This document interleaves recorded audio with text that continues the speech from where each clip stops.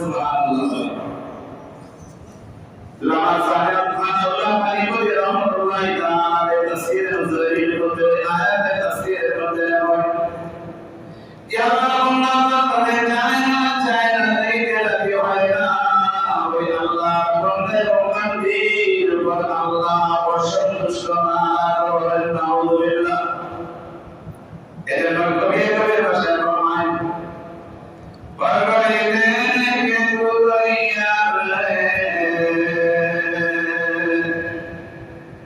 জোলামে উসকে ডুবে যাবে। সুবহানাল্লাহ। সব সময় আমরা কোরআন দেওয়ার জন্য আদি ও বান্দা আমাকে চাও চাইলে তোমার নেই কইব দিতে আমি আল্লাহ দিতে নেই হবে না।